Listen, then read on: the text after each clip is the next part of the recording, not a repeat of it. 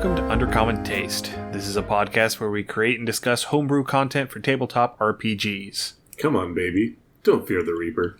I'm Ian Woodworth. I'm joined by my co-host, James Daly. Welcome to our 5th anniversary episode. I'm stoked about this. Yeah, we weren't going to play a game because we thought we didn't have time. And then I was listening to a podcast that Clark, friend of the show, C.R. Rowanson, turned me onto called Randy Plays Games. And in one of his early episodes, he played this game that we're going to be playing today called Reap by Spencer Campbell. It is based on the rule set for his game Rune. And essentially it is a Souls-like, solo-capable RPG.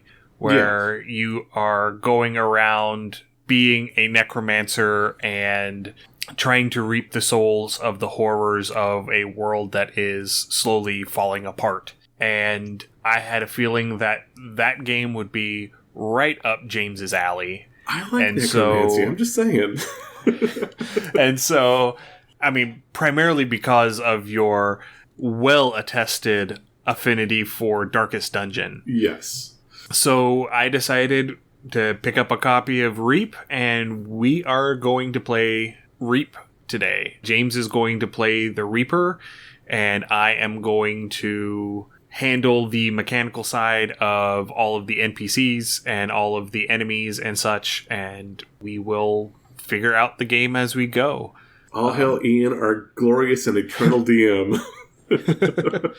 Well, you've already promised that we will be swapping roles at some point. Yes, absolutely. Because you have said that you're going to pick up a copy of Rune so that we can switch roles and I will be the player. Yeah. I'm going to put a link to the episode from Randy Plays Games in the show notes if you want to go and listen to it. We are going to be playing the same module that he played. It is the module that is included in the core rule set for Reap.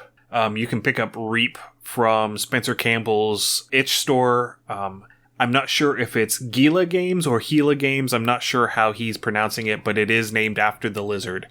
So then it'd be Gila, yeah. I thought it was Gila. Is it Gila? I always pronounce it Gila Monster. Well, see, this is why I'm not sure exactly how he pronounces it. So I'm going to include a link to the page where you can pick up a copy of this game as well in the show notes. But without too much further ado, James, you want to go ahead and introduce us to your character. Who is your necromancer that you're going to be playing tonight? Oh, so I'm thinking my necromancer again. I'm going to say that this is a cleric that has degraded with time with this realm. They started off well-meaning and maybe have delved a little too deep and too greedily into the magics that come with it. And as their environment around them has slowly withered and darkened and decayed, so has their soul, their outlook on life. They are still minorly power hungry. I'm not going to say they're super power hungry. They definitely have that thirst for knowledge and power, but they are more tied to the land than maybe they themselves realize. And so, like I said, as this world has decayed and broke apart, they have slipped into darker and darker magics and tomes to match their surroundings. And they are trying to find what we can to either preserve or conquer or save as the situation may reflect. So we are still going to discover much, I think. Yeah. All right, so I'm going to start off by reading the introduction to the game just to get everybody on the same page here.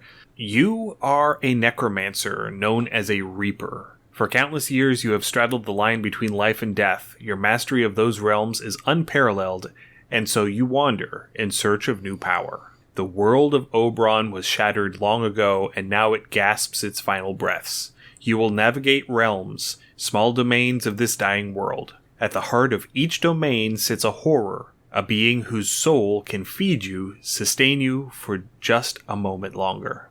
Wander the realms, Reaper. Seek the horrors and reap their souls from them. Bind them to you and embrace immortality. I like it. All right, so let's go ahead and start off by you introducing who your necromancer is. Like, give us a name. I'm wanting a name. Oh, I'm putting you on the spot. Yeah, see, now you're making me name things. I can't go with Bob. That's too easy. We have to have a good necromancer name. Natty the Necromancer's just... No, that's out.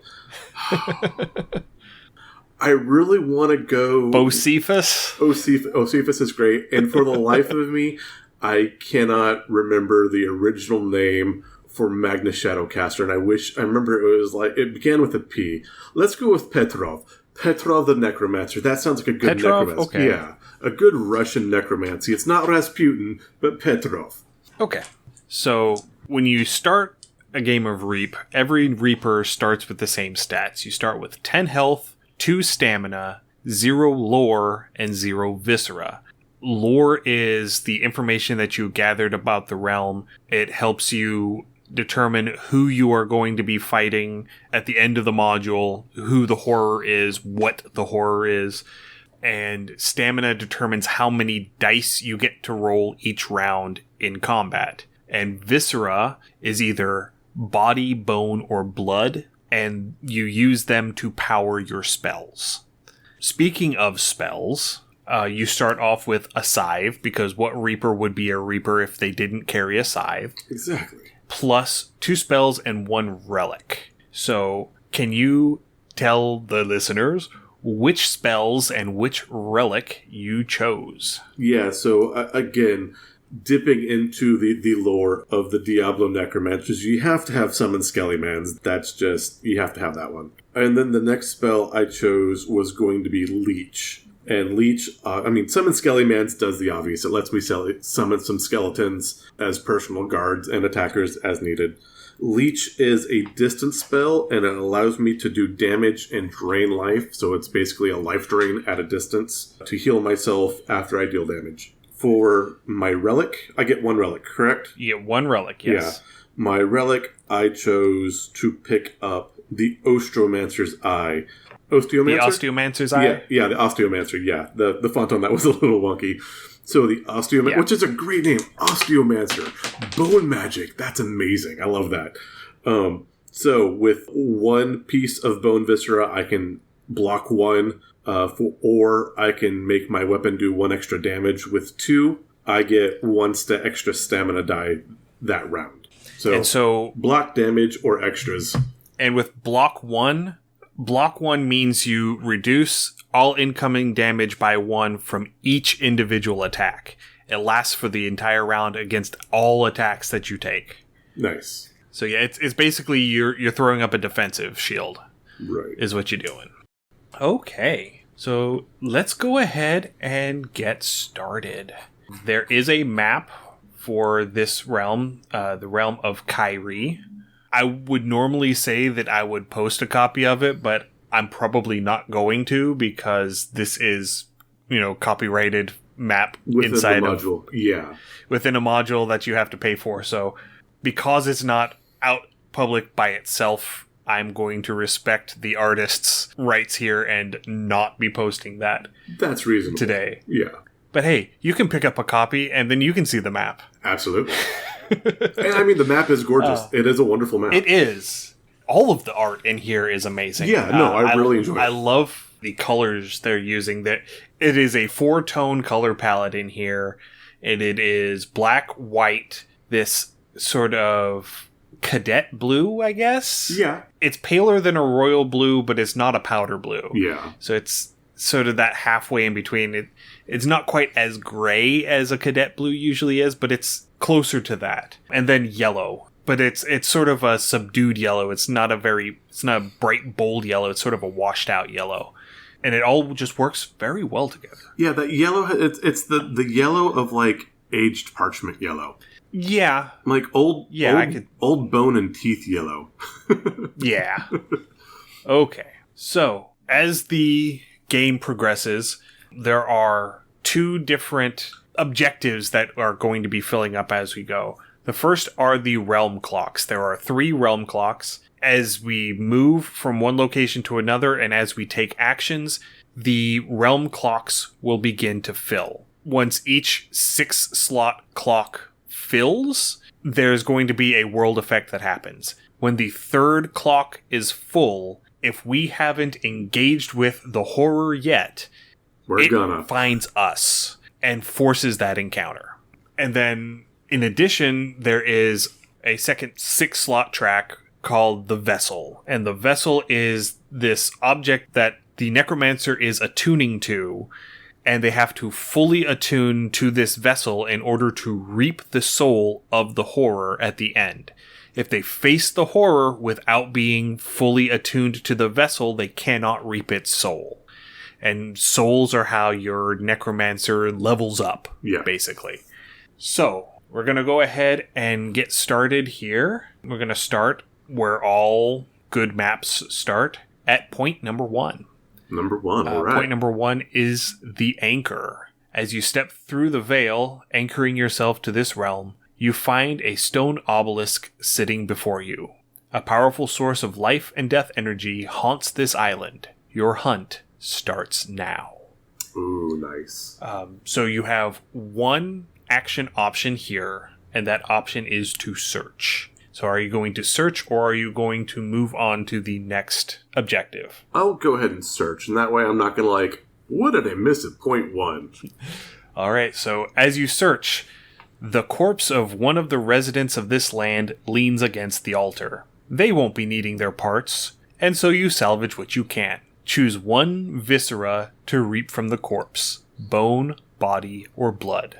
I'm just going to reach in, and I'm just going to pull out that sternum. Just right there, just kind of yoink. All right, so you're going to take one bone? One bone.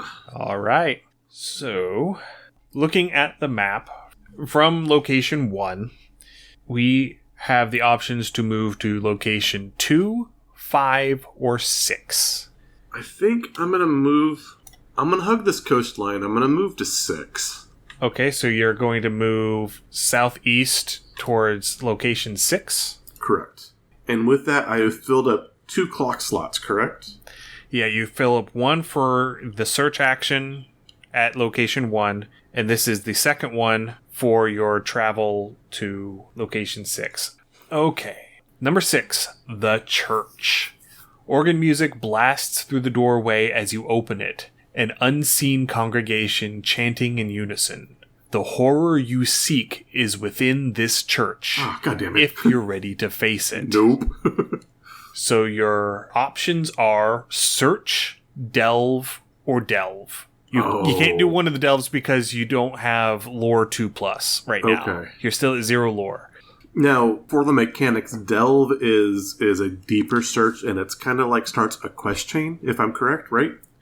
It can. Okay. In this case, it's going to start the boss fight. Okay, yeah, we do not want to start the boss fight, so we are not going to delve. I don't want to search too deep, too, because I think I know 6 is where I need to be. Let's move in toward the center location. I can't move to 5. I have to move to 7 first, so I am going to back away, and as much as I would love to play Rift of the Necrodancer right now, we're going to move to point 7. Okay, so we are going to put one more tick on the clock, and we are moving to location 7. The boat. Oh. A small group of locals are arguing around a small boat. They stop and form a protective wall upon seeing your approach. You have one action option here, and that is to learn. Absolutely, I'm always up for some learning. Okay, so mark a clock segment. Increase lore +1. Nice. In addition, learn the horror's name. Ooh. It's not a beast you seek. It's one of our own. The High Priest Lysander has been twisted, their gospel a most vicious spell. So, in coming to location 7, you have managed to fill 2 of your 6 vessel attunement slots. Nice. Those being? Actually, no, sorry, my bad. You only get the lore one when you hit 2 lore. Okay. Sorry. That's fine. My bad. But you get 1 for learning the horror's name. That is Lysander? Lysander. And Lysander sounds like they've gone a similar path to me, maybe a little more quickly than I. Maybe I was a little more possibly balanced in my choices. Okay.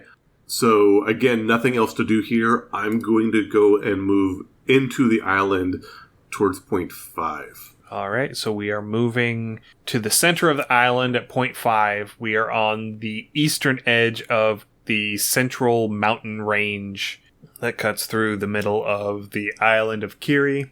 The forest. Ooh. The dense forest of this realm is teeming with life. It grows unnaturally, as if it is responding to your presence. Special rule. This fight cannot be ignored. Oh. Once you enter this point, you must complete this fight if it has not already been marked. I'm going to pet that dog. So, we are going to start our first fight of the encounter. Nice. of the game.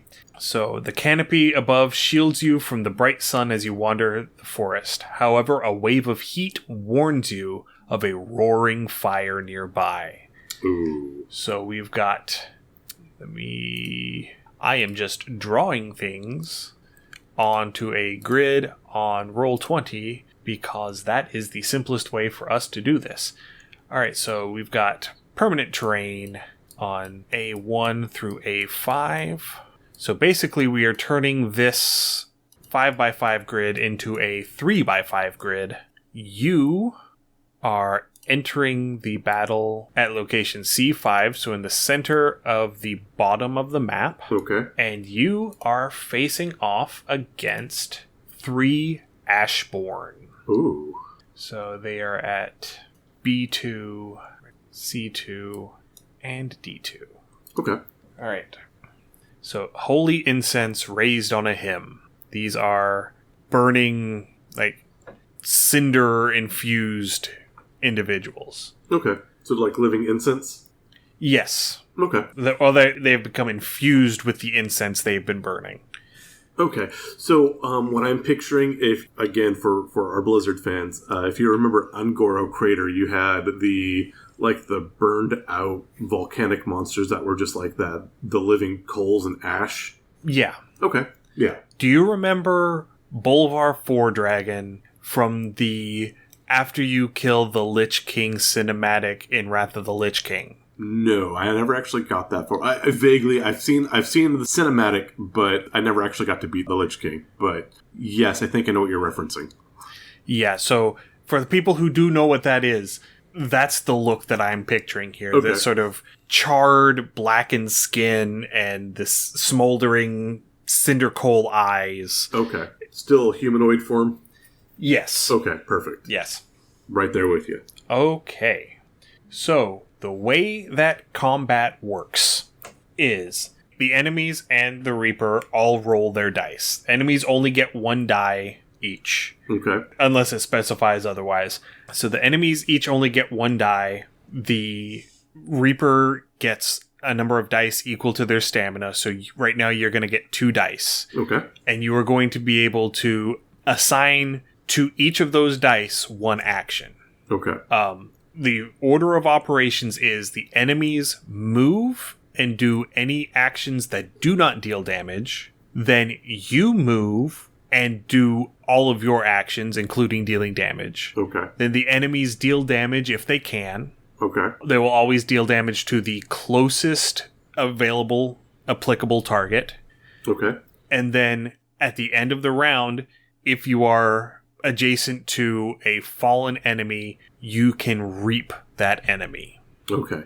Now, for clarification, my scythe, does it attack all squares next to me or just 1 square next to me? 1 square. Okay. You attack 1 square at a time. Okay, perfect. And so your scythe has a range 1, which means it has to attack a target in an adjacent square. Perfect. You cannot go diagonally. You have to go orthogonally. So if you're going to go diagonally, that is 2, because you have to go over and then up. Okay, perfect. I'm going to roll my 2 die. You can fit 2 creatures per square, so they can stack up on top of each other. They can stack up on top of you. Okay. You can only fit 2 creatures in a square at a time, so that means that if there's only 1 creature in a square, you will actually be able to pass through its square on your turn, if you want. Perfect. So, let's go ahead. I'm going to go ahead and go for Ashborn 1 gets a 5, which is move 2, harm 1, and burn. He cannot get into range with that yet. But if you move next to him, that is going to be important. Important knowledge. Ashbourne 2 gets a 1, which is move 1, harm 1. So he's going to approach you. And then Ashbourne 3 gets a 4, which is also move 2, harm 1, burn. Okay. All right, so you get to roll 2 dice. I did. It's in the roll chat. Do you see them? I have a 6 and a 1. Okay, so this is time for us to explain that. Yes. So everything that you have, if you roll a 1, it is basically a wasted turn. Right. You do not get any actions on a 1. But you do get a 6. So that means that you can use either of your spells, or you can use the action where you move and use your scythe. Yeah. I think I'm going to move and use my scythe. Okay, so you can do move 2, harm 2. I think I'm going to move to square B5 here. And then I will harm 2 on the cinder on B4. Okay, so you're going to do 2 harm to this guy. So I will keep track of that. Okay. And now their turn. Ashbourne 2 does nothing. Ashbourne 3 does nothing. Ashbourne 1, you moved into his harm range. And so he's going to harm 1. So you take 1 damage. I am down to 9. And also burn.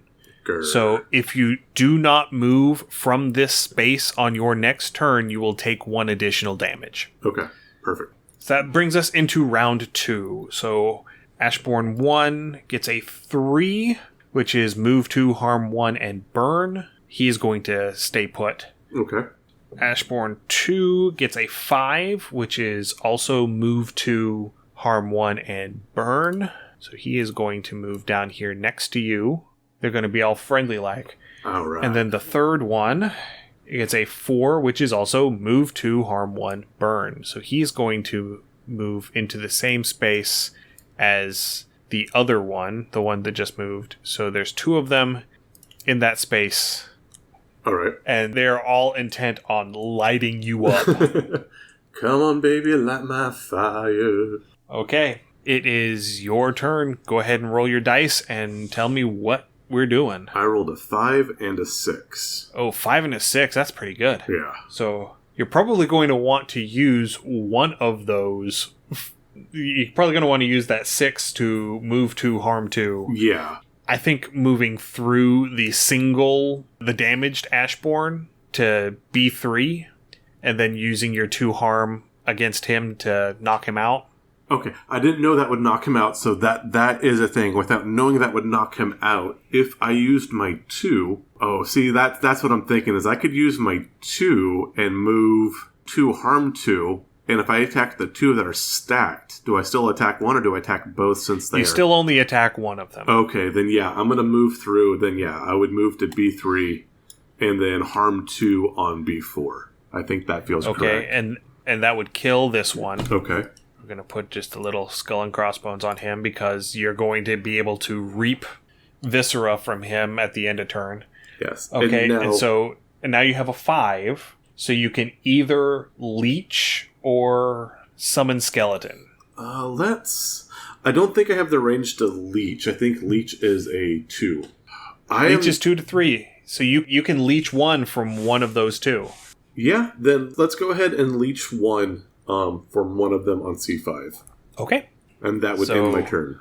Now, those spells, can I use those spells just 1 spell per turn, but I can use them infinite number of times, or is it 1 and done? Okay, perfect. Okay, excellent. There's no limit to the number of times you can use your spell, except that you can only use each unique action once per turn. Okay, perfect. And then at the end of turn, you get to reap. So we are reaping this Ashbourne, okay, which nets you 1 body. Okay, perfect. My body lies over the ocean. All right. Next round, Ashbourne 2 gets a 6, which is move 1, harm 3. Ooh. And then the other one gets a 4, which is move 2, harm 1. So move 2, harm 1, and burn. So he is moving up into B4 right behind you. Okay. And he is going to set your space on fire if you don't move. All right. Wow, again, I am feast and famine with these dice. I'm using a 1 and a 5. Yeah, I'm using the auto roller on D20. So I have the 5. Okay, so you can use the scythe to move 1. That would put you... See here, that would put you out of range of the move 2, harm 1. But if you moved into C3, that would put you into the range of the harm 3. Yeah, definitely not doing that. Yeah, let's go ahead. Oh, yeah, let's go ahead and move here to B2, I think is correct. And I'm just going to take a judicious step back, and that will end my turn. Okay. So Ashbourne 2 gets a 1, which is move 1, harm 1, no burn. And then the other one gets a 3, which is move 2, harm 1, and burn. So move 1, harm 1, no burn. Actually, he's going to move up into your space because he can do that. Okay. And so if you don't move away from him, you're going to get harm 1 and burn. Okay. So he's burning the space we are in together? Yes. Okay, fair. All right, let's roll my die. Come on, dice. All right, hold on. It's supposed to be 2. A 2 and a 2. A 2 and a 2. Okay, well, neither of your spells are available on a 2. Okay. So you've only got one option, which is to move 1, harm 1 with your scythe. Move 1, harm 1. I do have one extra option, though, and I think I'm going to go ahead and use that. I'm going to move 1, and I'm going to move back down to B3, and I'm going to use my Osteomancer's Ring for that extra +1 damage. Okay. And I'm going to burn my 1 Bone Viscera to do that. Okay. And so I'm going to attack the critter on C3. Okay. So you're going to deal... That's 2 harm? Yes. Okay, so he now has taken 3 harm. He is not dead. They are 4 health enemies. Okay.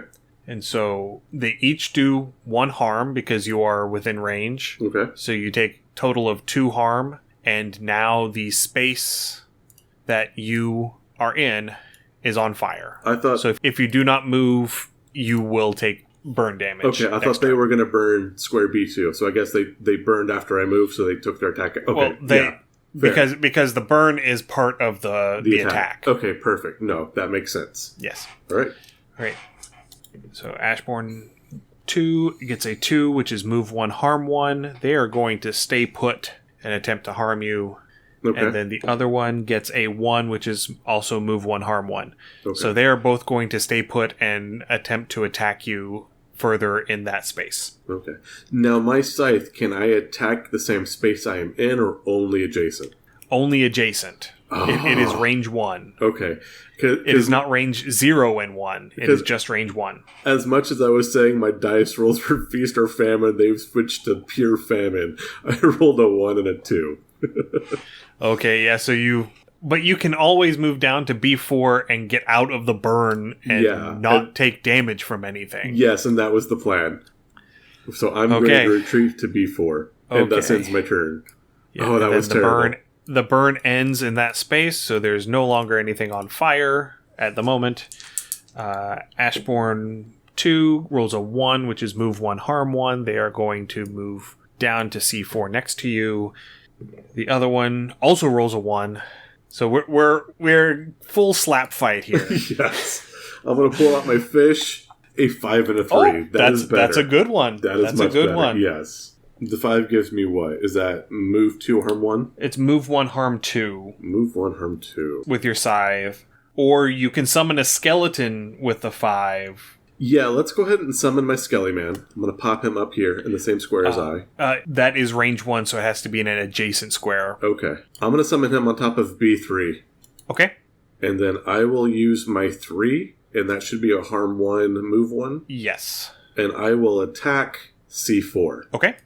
So that will kill the Ashbourne in C4, because he had 1 health left. And then in B3, the skeleton, see here, Skelly Man is move 1, harm 1. So he could move if you wanted him to. Hold, right quick. I don't think I can actually... I have to summon them in a empty square, correct? Or can I summon them anywhere? Any empty adjacent space. I cannot summon him over B3. Okay, so you would have to summon him... See here. It would have to be B5. Summon him... Yeah, you would have to summon him in B5, But because he can move on the turn, you can have him move to C5 and attack and kill the Ashborn in C4. And then you use your scythe attack on B3. Or he can move the one. He can move to where I am in B4, and he'll still come between me and the other, and then C4 will still be dead. Yes. Yeah, so he will move up into my space and still act as a bodyguard. Okay, and so he is going to deal 1 point of damage to the Ashborn north of you. I'm going to roll a die, call low or high for you. High. So if it rolls a 4, 5, or 6, it attacks you. If it rolls a 1, 2, or 3, it hits the skeleton. Okay. A 5, it hits you. Of course it does. But it's just harm 1, no burn. Okay. All right. So end of turn, you reap the dead one, which nets you 1 body. I now have 2 bodies. You now have 2 body. Dos bodies. Yep. Not 12 bodies, 2 bodies. If I get 1 more, we can do the 3 body problem. Yeah. Ashborn is going to get a 3, which is move 2, harm 1, burn. He is going to stay put. Okay. I'm going to roll my dice. Your roll. A 1 and a 6. Okay, so the 1 does nothing. Okay. With 6, you could use your scythe to move 2, harm 2, or you could use your leech to drain 2. My leech is range 2 and 3, correct? That is correct. So no, you cannot use leech. So I will move to square C3. Move to C3. And I will harm, and then my Skelly Man will also harm on B3 as well. So we will both attack. Okay. And because your damage resolves before the enemy damage, the 3 damage that you and your skeleton deal together is enough to kill the Ashborn. Oh yeah, let's do the reaping. And you reap 1 more body. So you have 3 body total. Hey, we got the 3 body problem. Good deal. Newton, eat your heart out. All right. So we now have that fight marked. So that fight is resolved. As long as you don't die, this fight does not happen again. Perfect. Now, does my Skelly Man stay with me for the time being? No, your skeleton disappears at the end of the fight. Okay. Wasn't sure if I kept a Skelly buddy or not. Nope. Okay, so now that is 5 pips on the clock? That is 5 out of 6 on clock number 1. Ooh, what else can I do in this location? That's the only thing listed in location 5. Okay. Is the forest. So your options from location 5 are to return to 1, return to 7, go to 2, or go to 8. Let's go ahead and move to 8.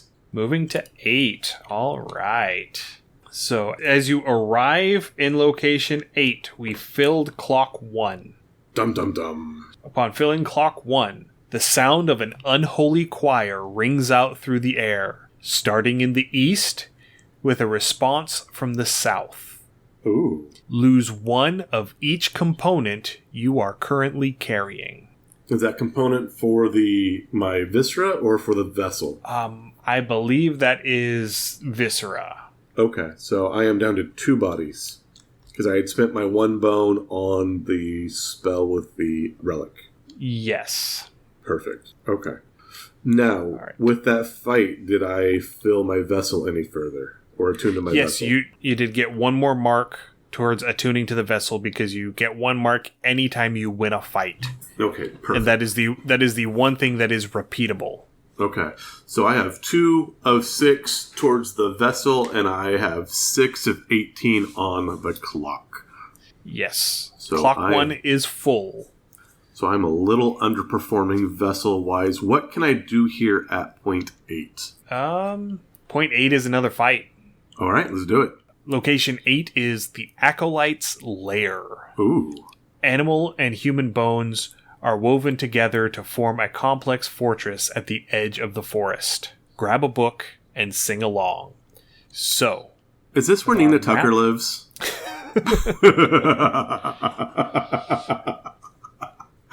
Okay. I had to.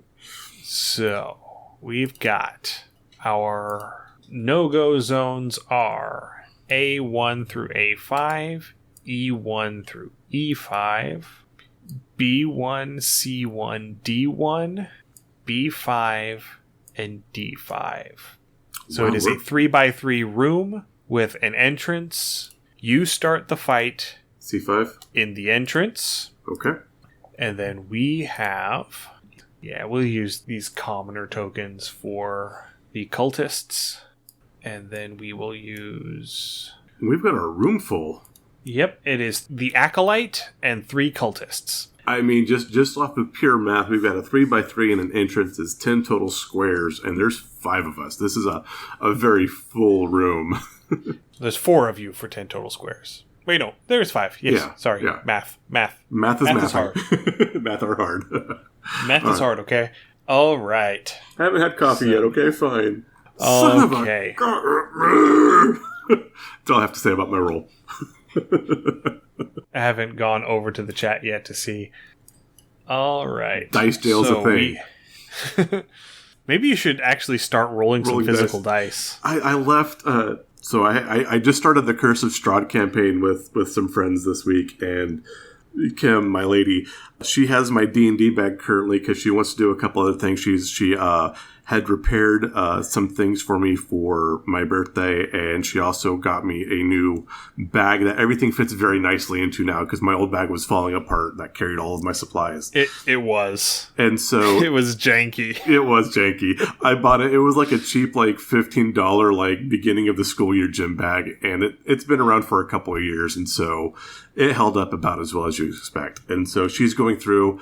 And with that, one of the things I have to hold my dice in is a very nice wooden, it looks like a tome, but you open it up and it's my dice box and things like that. So she did some repairs on that. She cleaned it up, made it look a lot nicer, did some restoring work on that as well. But she has a couple other things she wants to do for my kit. So it is over at her house currently. So I do not have my physical dice with me now. All right. So I am relegated to digital rolling, which is terrible. Okay, so we are going to start with Cultist 1. Gets a 1, which is move 1, harm 1. So he's going to move closer to you. Cultist 2 gets a 6, which is move 2, harm 2. So he is going to come down right here in front of you. And then Cultist 3 gets a 5, which is move 1, harm 2. And then the Acolyte. Now, the Acolyte is a unique enemy, meaning that even if you die, he will not respawn. Okay. As long as you kill him first. Okay. All right. And then he gets a 5. Range 0 to 1. Move 2. Aria, which heals all enemies 1. And harm 2. Oh, that bastard. So he's going to move 2. He's going to... share the space with that cultist, so right in front of your face. Oh, that so bastard. You are boxed in. Yes. He's going to Aria, heal all enemies 1, which doesn't do any good because they're all at full health, and harm 2. Okay. Now, does the aura resolve before or after combat? The Aria would resolve instantly. Okay. So it would heal everything 1. Okay. All right then. So... Oh, and I forgot to ask you, did you spend any of your viscera to heal while you traveled? No, I hadn't. Okay. So I'm at 8 health. Okay, good to know. Yes. All right, so, and you rolled. You rolled a 5 and a 1. Yes. So with your 5, you can't summon a skeleton because there isn't an empty space in range. And nothing's in range of leech. Yep. No? The 2 diagonal ones are within range because it's range 2 to 3. Okay. Ooh. That's. But it's drain 1, so yeah, you can do more harm right now with a 5 with your scythe. Yeah, my scythe with the 5 gives me move 2 harm 1 or move 1 harm 2. Move 1 harm 2, because you can't move right now because you're blocked in. Because you can only have 2 creatures in a single space at once. All right, so I'm going to go ahead and I'm going to lay the Acolyte, not the Acolyte, but the Commoner in front of me alone. You're going to do the Cultist? Yeah, the Cultist. Okay, so the Cultist is going to take 2 harm. Okay. And so you are going to... soak some damage. See, it's 2 harm from the Cultist and 2 harm from the Acolyte. Yeah, I'm down to 4. So that's 4 harm. Oof. All right, back up to the top. So we've got Cultist 1 gets a 6, which is move 2, harm 2. He can't get any closer, so he's going to stay put. Cultist 2 is a 5, which is move 1, harm 2. He's the one that's in your face. Okay. And then Cultist 3 is a 2, which is move 1, harm 1. And then the Acolyte gets a 6, which is bastard. The same thing again. Okay. Range 0 to 1, move 2, Aria, harm 2. Okay. So he's going to heal the cultist under him 1. So that heals 1 of the 2 damage that you dealt to him. We hate him. And then it's going to do 2 harm to you unless you can do something about it. Yeah. About that. Let's see here. A 4 and a 3. Okay. 4 and a 3. That is helpful. Okay. So with a 4, here's my suggestion. Use the 4 with the scythe and the 3 with the leech. Okay. The scythe will give me... The scythe will give you 2 damage, so 2 harm, so you can kill the cultist in front of you. Okay. Because they are 3 health enemies. Okay. And then you can leech one of the other cultists to gain 1 health. Yeah, that... And so instead of taking 4 harm, you're going to take 2 harm and heal 1. Yeah, that sounds about correct. So I'll go down 1, so I'll be down to 3 total, and have 1 cultist down. So this cultist is dead. And I will leech on B4. B4? Okay. All right. And so you're going to take 2 harm from the Acolyte, and then you can reap the cultist. Okay. You get your choice of bone, body, or blood. Bone. Okay. Going to take 1 bone. Okay. So we've got 2 cultists and the Acolyte. So cultist number 1 is getting a 2, which is move 1, harm 1. So he is going to step in here with the Acolyte right in front of you. Okay. Cultist 3 is getting a 2, which is move 1, harm 1. So he's going to stay put. Okay. Because he can't also enter that space. The Acolyte is a 5, which is, once again, range 0 to 1, move 2, Aria, harm 2. Okay. So the cultist underneath him heals up. So he's back at full health. And he's going to deal 2 harm to you unless you can do something about it. Okay. Perfect. So I've rolled a 5 and a 2. Okay. My 5 does 2 on leech? No, you have to roll a 6 to do 2 on leech. I also now have that 1 bone, so I'm going to use my Osteomancer's Eye, and with that, I'm going to do block 1 on all damage this turn. Okay, good choice. Yeah. I will go ahead and leech 1 from the cultist on D4. Okay. Is my 5 for my scythe? 5 gives me, what? 2 harm. 2 harm? So move 1, 2 harm? Yes. So I will do 2 harm. Yeah. 2 harm to the cultist? Yeah. Okay. Actually, all right. Hold. I'm going to... Can I drain one? No, it has to be drain 1 from D4. I can't drain it directly in front of me. Yeah. So yeah, we were good. Okay, yeah. No, that's fine. I thought that you might change your mind and deal damage to the Acolyte instead of the cultist. No, I'm going to whittle down these cultists first, I think. Because the Acolyte heals himself as well, correct? Yes. Yeah, so I think these cultists are going to go down easy, and then I can focus the Acolyte down. Okay.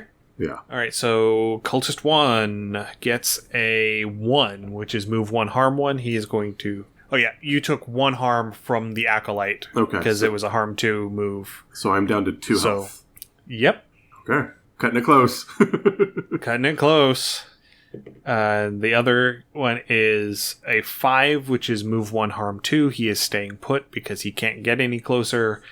The Acolyte gets a 3. Okay, that's close. You got a 3. That's close. Well, so it's range 2 to 4, move 1, harm 2. So he is actually going to move back into the room because this is a ranged ability. Oh, that bastard. All right. But that means that if you can get close enough, it won't go off. Look at my dice. Oh, sweet Jesus. Okay. Well, you can use your scythe to move 1, harm 1. You can move into the space. I'm going to move 1 onto C4. And you know what? Honestly, I will even give you the boon of letting you deal your harm before you move on this one. Okay. Because you've been in such a tight tough spot this whole time. I'll take because it. the cultist you're entering the space of only has 1 health left. Okay, perfect. I'll take it. So he is dead. You can reap him at end of turn if you survive. Which I should. Well, the other cultist got move 1, harm 2. Oh crap! God damn it! and you just entered into a space. The attack range. Yeah. So I was dropping 2. So I'm at 0 HP. Okay. You avoided getting hit by the acolyte, but you rolled Punched right into cultist. you got punched in the face by a cultist. Okay. So that brings us to how dying works. So with dying, the fight basically resets. You go back to where everything was at the beginning. You're back to full health. Okay. But you have no viscera. Okay. Viscera has reset. Bye bones, bye bodies. So here's hoping round 2 works better for you. Yeah, hopefully I roll let's see here. I rolled 1, 2, 3 1s, 1, 2, 3 1s, 2 2s on that of 4 rolls. That's terrible. Yeah. Yeah, that was brutal. It was just not coming up for you. Okay, so Cultist 1 gets a 2, which is move 1, harm 1. Cultist 2 gets a 2, move 1, harm 1. Cultist 3 gets a 1, move 1, harm 1. And the Acolyte gets a 6. That bastard. Which puts you back in the same position spot. you were in. I was going to move 2, harm 2, right up in your face. Yep. But you did roll a little bit better this time around. Yeah, I rolled 2 3s. At least initially. 2 3s. So that would be a scythe and a leech. Yeah. I will leech B4. Okay. And let's scythe the acolyte. Let's go ahead and let's see if learning has happened. We will see if learning has happened. Okay. So you take a total of 3 harm. Okay. 1 from the cultist and 2 from the acolyte. And unfortunately your drain happened before the damage, so yeah. You don't get to heal that this time. Okay, fair. I just wanted the extra well, again, the damage is going to get healed by the aura, but I guess if he rolls aura next time, so that's not definite. Yeah, aria, yeah. Yeah. And I missed this on the last time. The cultists have an ability called Covet, which whenever they deal harm to you, you lose 1 viscera. Okay. Well, I don't have any viscera currently. Yeah, but that would have played into last time. Yes. Because you did have some viscera at a couple points. Okay, into the next one. Cultist 1 got a 1, move 1, harm 1. Cultist 2 got a 5, which is move 1, harm 2. That's the one right in front of you. Yeah. And Cultist 3 gets a 4, which is move 1, harm 2. He can't do anything to get closer. The Acolyte gets a 6, which is the same thing. So heal 1 to everybody, including himself. Okay. So that clears the 1 harm that you dealt him last turn. That clears the 1 harm you dealt to the cultist last turn. Okay. Plus dealing 2 harm to you if you stay put. Yeah. So you are on the hook for 4 harm right now. Sweet Jesus. And I can't back out. So I rolled 2 4s. So that'll give me 1 leech on B4 again. Okay. And then the 4 gives me 1 harm or 2 harm? It gives you 2 harm. 2 harm, so let's go 2 harm on the Acolyte. Okay. And I'll soak the 4. So that'll drop me to 3. Because you don't have any bone to pop a shield. Yeah, so that'll take me down to 3 total. So well, you healed 1. I healed 1, yeah, that's what I'm saying. So I take 3 damage this turn, yeah. Okay. 3 net. Yeah. So I was at 7, so I'm back down to 4. Yep. Oh, this is brutal. This is so bad. Man, it's just that the Acolyte is just rolling so well. The Acolyte is rolling well, and I'm thinking too, again, one of the other spells I considered picking up was Spikes, which would be perfect right here. I picked up that range heal, which, is great in a lot of cases, but I need, a close-up, get away from me, or an AoE. I can't pop my skeleton because they're all right on top of me, which is really rough. So, again, I just have a bad situation and spells that do not fit this situation at all, which is how the game goes. Yeah, so, again. That's unfortunate, yeah. Now, that death, did that fill a spot in the clock as well? I don't know. I would imagine it would. Yeah, because I guess this would be considered starting a new fight. Yeah. So this would be a new fight action.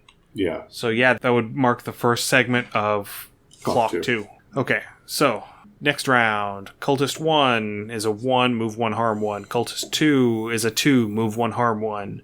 Cultist 3 is a 1, move 1, harm 1.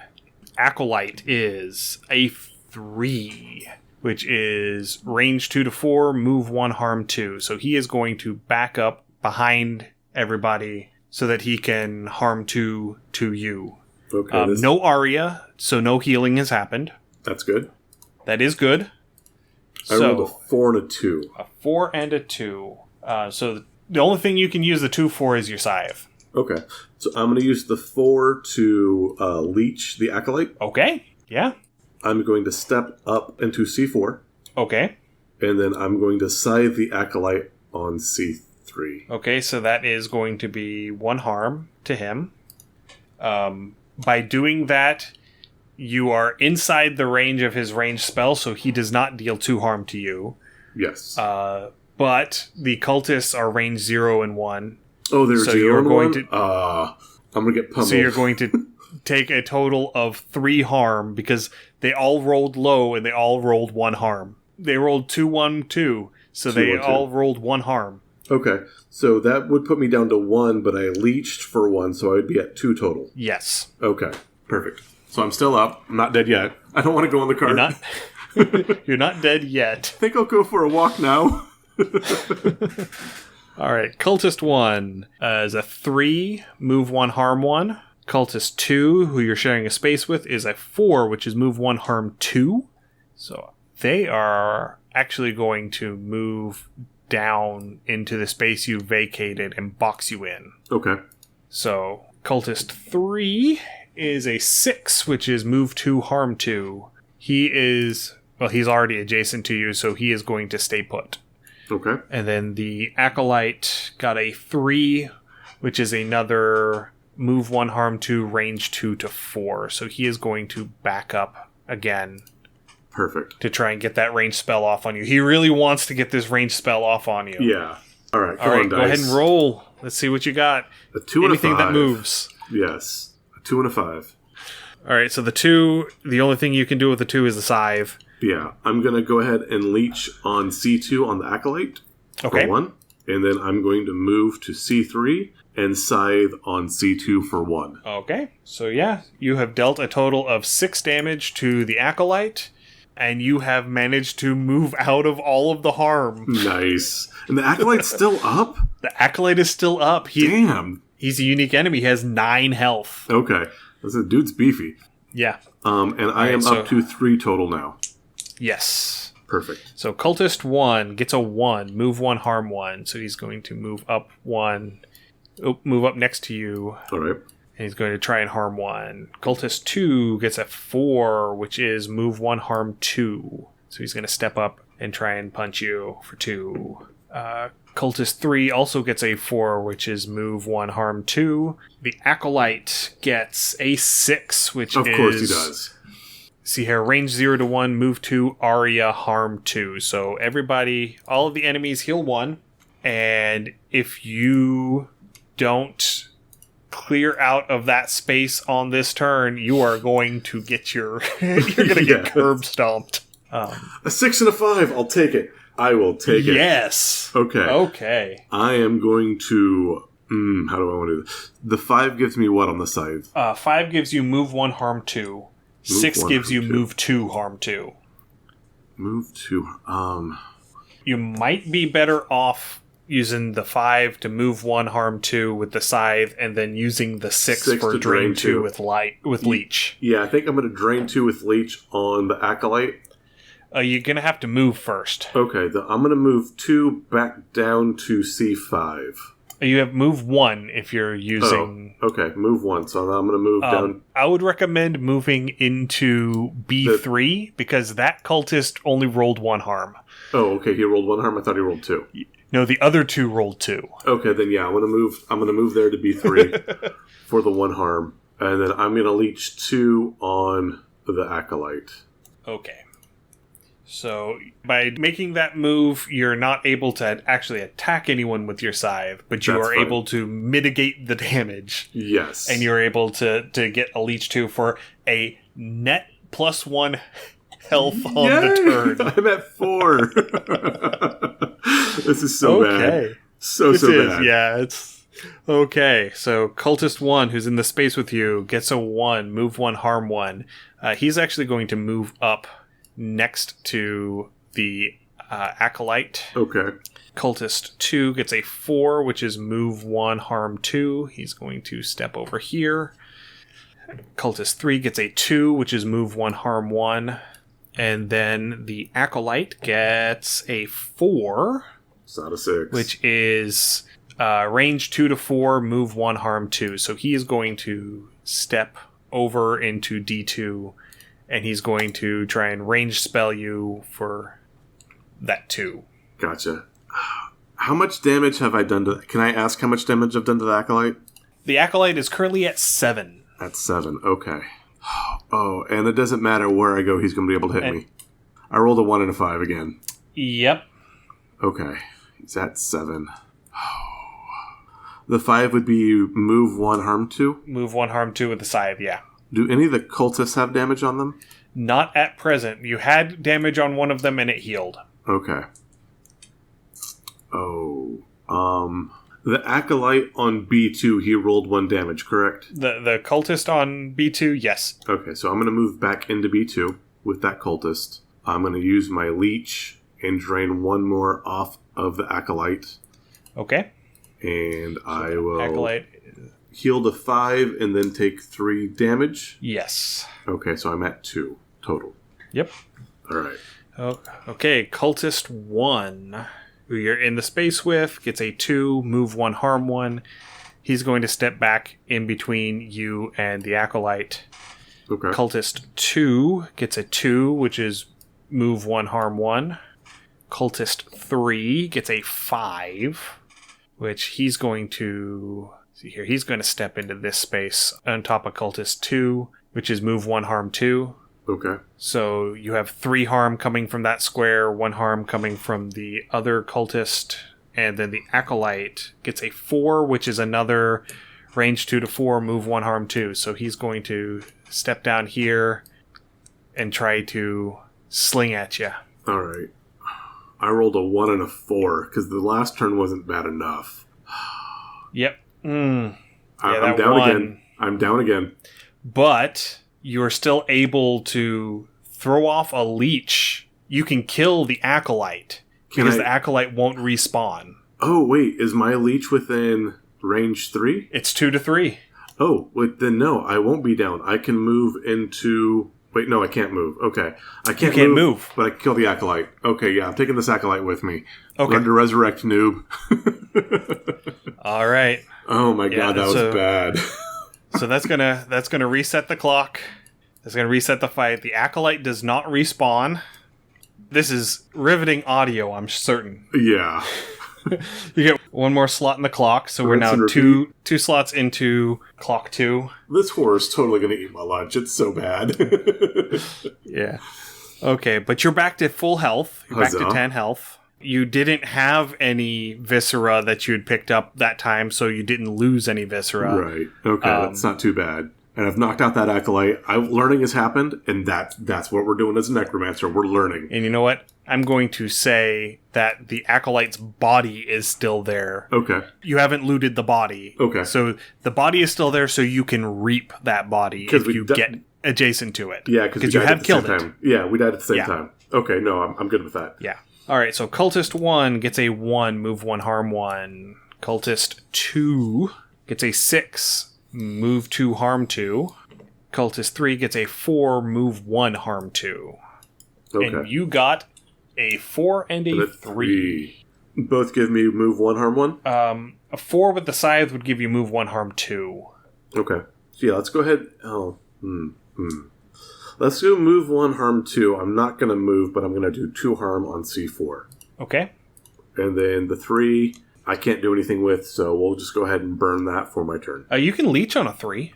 I I can leech on the 3, but it's not going to do any good. What? No, yeah, because they're not going to heal. Yeah, let's leech on B4 then. Yeah, let's leech on B4. Yeah, don't leave damage on the table. Yeah, exactly. What are you doing, noob? Yeah. All right, and you take 2 harm from the cultist in front of your face. All right, fair. Down to 8.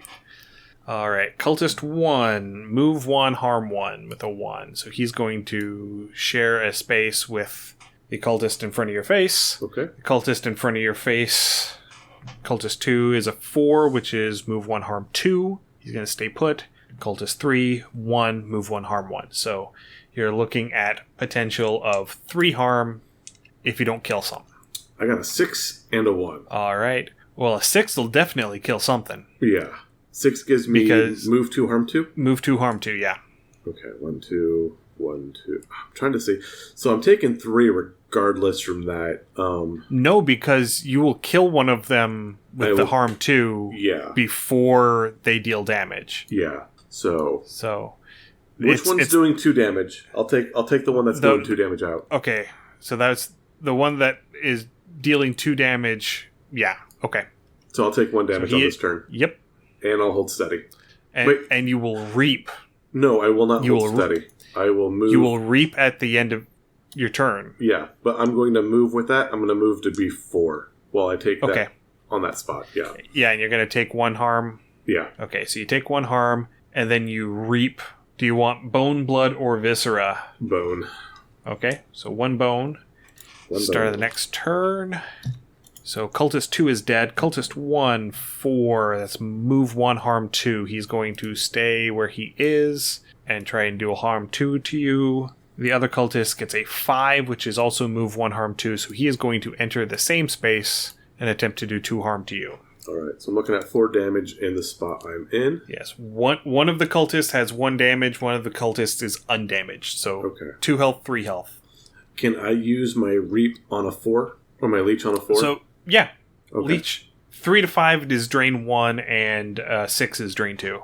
Okay, then I'm going to move up 1 to B3. I believe one of those cultists only has 1 hit point left, correct? No. The one that you killed was the one that only had 1 hit point left. Okay. So I'm going to go ahead. One of them has 2 hit points, and one of them has all 3. The one that has 2 hit points, I'm going to leech 1. Okay. And that's going to take me up to 9 total health. And that'll end my turn. Because I can't use my scythe after that point. Or I shouldn't use my scythe after that point, I should say. Well, you can't because I did move. You moved. Okay, yeah, perfect. And you moved out of scythe range. Yeah. Okay.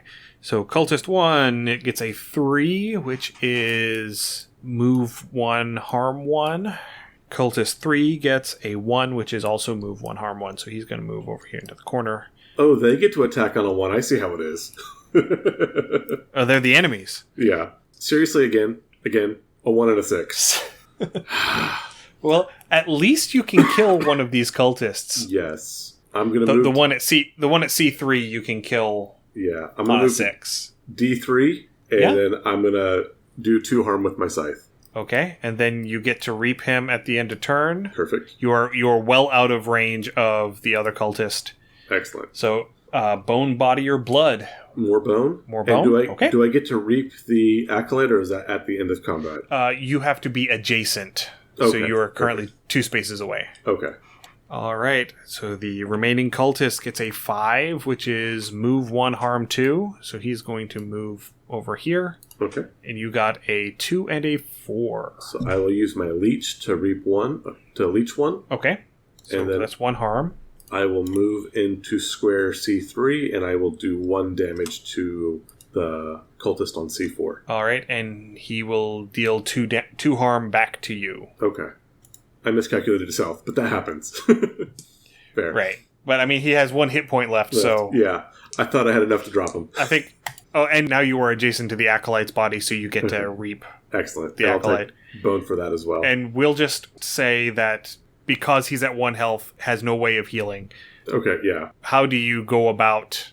What ability do you end up using to kill this cultist? I will use the leech on this one. I'm going to keep myself close to full health as I can. So I'll wind up using a move and then pulling that leech. Well, you can't with a 1 and a 5. 5, okay. At that point... So yeah, you're going to have to scythe them. Yeah, I'll scythe them. You're going to have to scythe them. All right, so what did you reap from the bones from everything. acolytes? Bones from everything, so you're at 4 bone? Yeah, if I get a choice, I'm taking bone. Okay, fair enough. All right, so upon defeating the Acolyte, you also increase your lore by +1. Nice. Which fills a slot in your vessel. Huzzah. You gain the Acolyte's Key. So you have an item, Acolyte's Key, and you get 1 more segment of your vessel filled for winning a fight. Excellent. So I have 3 total filled? You have 4. 4 of that. Okay, excellent. Excellent. I like this. All right. What else can I do in this location? That's all in this location. Okay, fair enough. That was a rough location. All right, so you can either return to 5, which will mean you have to fight the Ashborn again because you died and they reset. Okay. Or you can move up to 4. Let's move to 4. Okay, let's see what we got at 4. The Meadow. A break in the tree line provides you a moment in a quiet meadow. Something feels familiar here. Life and death coming together. Ooh. All right.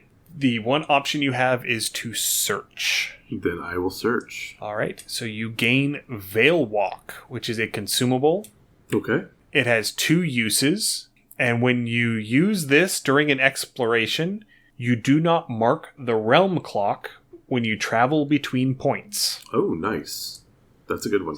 The current from the veil blows between the trees here, coalescing in this meadow. You reach out and capture a bit of it in a bottle. Okay. How much time is left on Realm Clock 2? Alright, you are 3 ticks into Realm Clock 2. Okay. And there's nothing else I can do at this location? There is nothing else to do at this location. Let us move to location 3 then. Moving to location 3. Okay. Are you going to use Veil Walk? Turn. Not this turn. Okay. So that is the 4th slot in the clock. Okay. The Pass. A well-worn trail leads through the forest, nestled between large rolling hills. An eerie stillness hangs in the air. So, special rule.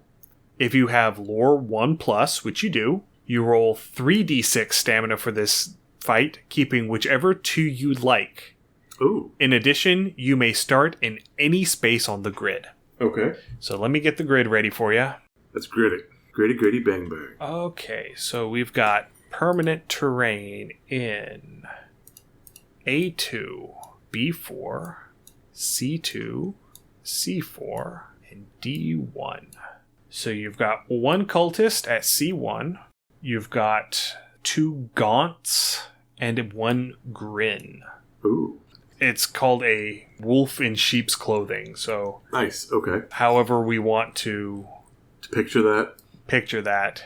Whether that is, like, a person who just isn't quite right, and then we'll use these zombie tokens for the gaunts. Okay. So 2 gaunts, a grin, and a cultist. And you get to start in whatever square you want. Oh, I like this bottleneck right here. I think this is good for me. Oh, you're going to start in D3 right up against the grin. up against the grin. Yeah. Okay. Then let's go ahead and get started. Let's start with the grin because you're right up next to it. All right. He gets a 1, which is move 1, harm 1, and he's chaotic, so he gains an additional effect depending on the roll. On a 1, he heals all enemies 1. Okay. Which isn't a big deal because they haven't taken any damage yet. Alright. Gaunt number 1 gets a 5, which is move 2, harm 4. Jeez. Oh, yeah, stay away from that thing. Well, it's moving into the space with the grin here. Yeah. And then the other one, it's a 2, which is move 1, harm 2, so he's going to move this way. And then the cultist... The 4, move 1, harm 2. So he has to go around the rocks. Yeah. Listen, okay. I picked my space to bottleneck accordingly. So I get to roll 3. So I've got a 5, a 6, and a 2. Nice. I like this. So you're going to use the 5 and the 6? Yes, absolutely. I'm going to use the 5 to summon a Skellyman. Ooh. How do I want to do this? Yeah, I'm going to summon a Skellyman here. Oh, I read that wrong. So the grin is not actually going to be able to deal any harm to you because I misread their range is 2 to 3. So he would have had to move away from you to deal harm. Okay, perfect. So then perfect. That works perfect. I'm going to summon the Skellyman on D2, And then I'm going to use my scythe. I'm going to stand my ground, and I'm going to do 2 damage with the scythe on the Grin. Okay. So Grin takes 2 harm. All right. And now the skeleton can move 1 harm 1 the turn that it is summoned. So it's going to enter your space. And also attack the Grin. Okay. So the Grin has taken a total of 3 damage. It has 5 health. Okay. That ends my turn. Okay, and you take 4 harm from the gaunt. Oh, 4 from the gaunt. Okay, yeah. So that takes me down to 5. Because I was at 9. Actually, let me roll for that. Okay. Because the skeleton is also in your space. Okay. So roll low, it hits the skeleton. Roll high, it hits you. Roll low, it hits the skeleton. Your skeleton goes kaboom. Fair. Because it only has 2 health. Yeah, that's what it was there for. So it destroys the skeleton, but it doesn't hit you. That's so what you do not take 4 harm. I'll take it. Yeah. Okay. So back to the top. Grin is going to roll a 4. All enemies gain +1 harm this round. Ooh. So he's going to move 1, harm 1. So he's going to move back a space to get that space. So now he can actually harm 1 to you from where he's at. Gaunt number 1, which is the one in your face, gets a 3, which is move 1, harm 2. Oh, sorry. So, yeah, this is actually going to be harm 2 from the Grin, and now move 1, harm 3 from the Gaunt. Okay. Because they all get +1 harm this round. So, you're currently looking at 5 harm. Okay. The other Grin is going to move in. He got a 5, so that's move 2, harm 4. You mean the other Gaunt? Move 2, harm 5. Yeah, sorry, the other Gaunt. So that is 5 and 3, 8. You're looking at 10 harm if you stay put. Oh, I think I'm going to go camping. Camping sounds great. And then the cultist gets a 5, which is move 1, harm 2. He's still not in range. Okay. So I rolled your a 2, rolls. 4, and 6. So 4 and 6. I'm going to use the 6 to drain 2 off of the Gaunt. Not the Gaunt, but the Grim. Off of the Grin? Okay. On B3, that is enough to kill it. And that takes me back to full health as well, so I'm back to 10 health. And then you're going to use the 4 to move 1, harm 2, but instead just move 1 and not get punched in the face. Yes. Not get ruffle stomped. Yeah, not have Florida Man eat your face. That seems like a good wisdom. See, we have learned. We have learned. Learning has happened. Yes. Okay. Death is a learning experience, boys and girls. So you're not able to reap the Grin yet because you are not adjacent.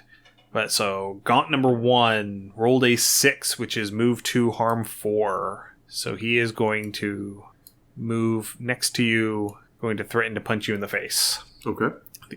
The other one rolled a 1, which is move 1, harm 2. So he's going to enter the same space, and they're both going to threaten to punch you in the face. Fair. And then the cultist rolled a 4, which is move 1, harm 2. He is still trying to play catch up. All right. Your roll. Roll my 3. God, a 6, a 1, and a 1. Well, at least you got a 6. Yeah, fair. Which means I'm going to go ahead and move to E2 and stay out of punching range, and we'll wait for my next turn. Yeah. Fair enough. Yeah. All right. Gaunt number 1 rolls a 3, move 1, harm 2. Gaunt number 2 rolls a 2, which is move 1, harm 2. They're going to move like this to try and box you in. Okay. And then the cultist rolls a 1, which is move 1, harm 1. Okay. Wait, those are D8s. D8s, yeah. I was like, wait, that's not right. That roll was not much better. In fact, it was worse. So with the D8s, I rolled a 1, a 2, and an 8. This time I rolled a 2, a 1, and a 5. So 5 and 2. So with 2, you can move 1, harm 1 with the scythe. Yeah, so I'm going to move 1 to E3, and I'm going to leech 1 on D2. So I will take was it 2 damage or 1 damage from... Taking the 2 harm from the 1... Actually, no, you're not taking any because he has range 1. He doesn't have range 0. Nice. Perfect. Okay, then I'm going to stay on top of this one, and then I'm going to do leech the 1 damage on D2. Okay. Perfect. I like it. So Gaunt 1 takes 1. The Gaunts and the Cultist each have 3 health, by the way. I wasn't sure if I could ask. Yeah. Well, if you were actually playing this solo, information would be available to you. So Fair. Gaunt 1 gets a 4, which is move 2, harm 4. So he's going to move right up here. Gaunt 2 rolls a 3, which is move 1, harm 2. So he's going to move down to try and box you in. And then the cultist rolls a 4, which is move 1, harm 2. So they're trying to box you in here. Okay, and the range on the ghouls are 2 to 4? The Gaunts are range 1. Okay. The cultist is range 0 and 1. Okay, perfect. Come on, D6s. A 1, a 6, 1, and a 6, 4. 4. Well, So- 6 and 4 is pretty good. Yeah. I'm going to move back down here to E4, and again, I'm going to share the space with this Gaunt. Well, if you use your 6 on your scythe, you can move 2. Yes. I'm going to go ahead and share the space with the Gaunt, and I'm going to use my 6 to drain 2 on E2, and that should be enough to drop it. That is enough to drop it. Heal 2, so I'm back to 10. You heal 2, and you have another body there waiting For to harvesting. be harvested. Perfect. All right. So the remaining Gaunt gets a 6, which is move 2, harm 4. He's going to sidle over this way a little bit. And then the cultist also gets a 6, which is move 2, harm 2. So he is going to move up here to punch you in the face. A 2, a 4, and a 2. All right, so 2 and 4. So I'm going to take the 2, Yeah, 2 is the scythe. So Yeah. move 1, harm 1. and I'm going to move to E5, and I will use my leech to drain on D4. For To 1 drain point. the other Gaunt. Yeah, Okay, for 1 point. For 1 point.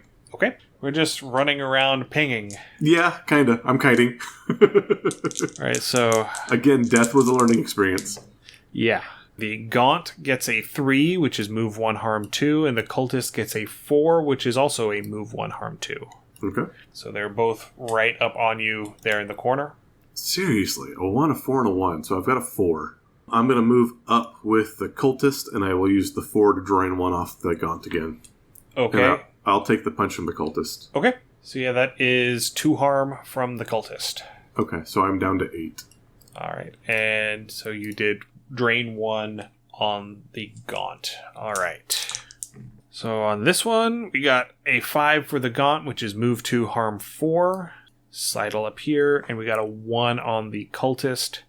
Back up a little bit. Okay. Oh, there we go. That's what we want. Okay. I'm going to take the 4 and the 6. Really, it winds up being the same thing. It really does find out. Oh, no, I can... No, you can use the 6 to side. Yeah. No. Yeah, because I'm at 3 range for the other leech, right? Yeah, you can move on top of the dead Gaunt. If you move on top of the dead Gaunt, Yeah. you can scythe the cultist for 2. For 2, and then drain the... Yeah. And then leech the Gaunt, Yeah. the living Gaunt, to death. Yes. There you go. I like See? it. All right, and then the cultist will punch you for 1. Okay, so that puts me at 9. All right, and then you get to reap from the Gaunt that you moved on top of. Okay. So you get body or bone. Bone. Bone, okay. How much bone does that put you to? I'm at 5 bones. Okay, good to know. And just because there's nothing that this cultist can do before you deal at least 1 more damage to kill it, how do you go about killing it? Again, I will use my 3 to take a step back, and then the 5 to reap, and that should take me back to a full 10 HP. Yep, there we go. All right. And so you have 3 more reapings to take. the option of blood, bone, or body from the Grin and the cultist, and body or bone from the Gaunt. I'll take bone from all. Okay, let me just double check and make sure that there's not a cap on Okay, yeah. how much Max of bone. your how much viscera you can have. Viscera. Oh, sorry, you can carry up to 3 viscera of each type. Oh. So we're gonna have to retcon. Okay. Then, yeah, let me go with my 3 bone, and then I will take 2 body and 2 blood. Okay, yeah, and that would take care of everything. Yeah. Okay.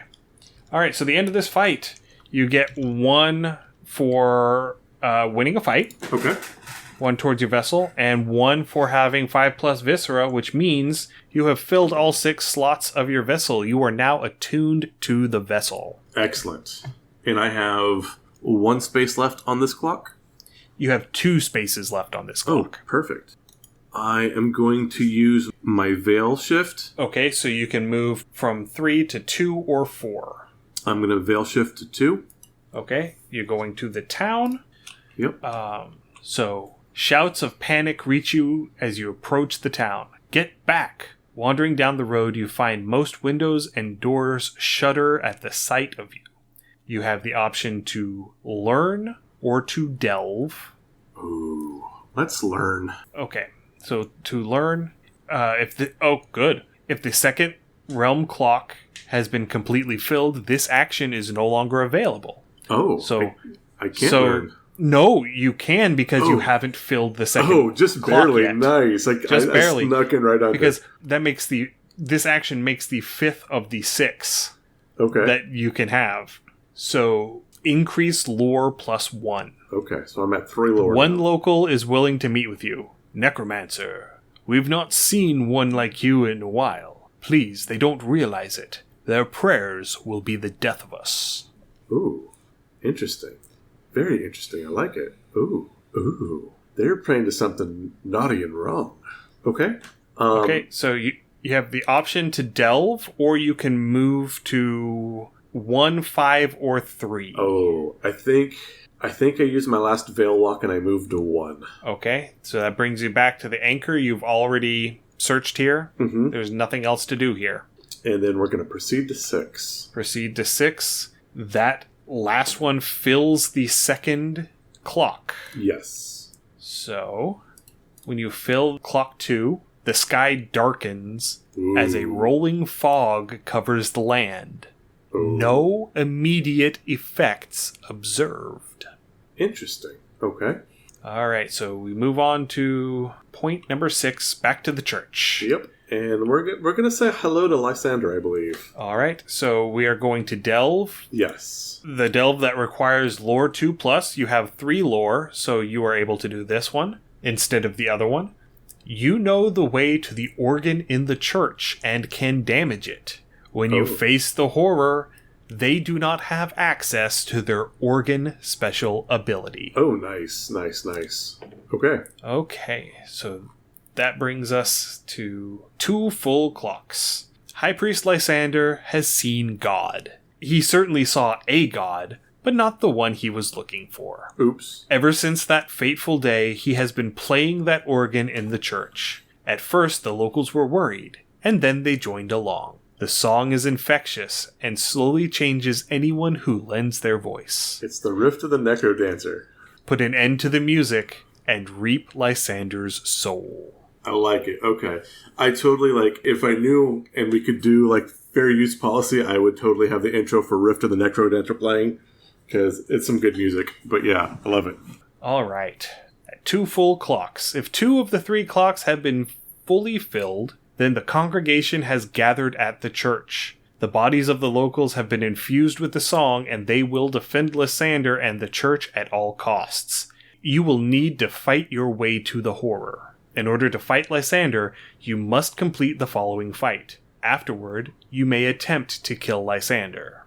Okay, so reap our way through the masses. Permanent terrain for A2, B2, D2, and E2. And then we have difficult terrain. So with difficult terrain, it takes 2 movement to move 1, and all harm is reduced by 1 if you are standing in difficult terrain attacking. Okay. Editor Ian here. We find out later on that this is not actually how difficult terrain works. The penalty to the harm you deal is accurate. The movement penalty is not. Alright, so difficult terrain for C2 through 5. So we've got a Grin at C1. We've got 4 cultists at B1, B3, D1, and D3. And then you start at C5. All right. And I'm only rolling 2 stamina on this one, correct? You're only rolling 2 stamina on this one. I really like that 3 stamina. It was nice. Yeah, that was nice. Yeah. Alright, so starting with... we're going to start with the Grin. The Grin rolls a 2. So heal all enemies 1, then move 1, harm 1, range 2 to 3. So you are currently in range of that. Okay. Now the 2 cultists down on the bottom. This one gets a 1, move 1, harm 1. This one gets a 5, move 1, harm 2. The 2 up top, a 1 and a 6. So move 1, harm 1, move 2, harm 2.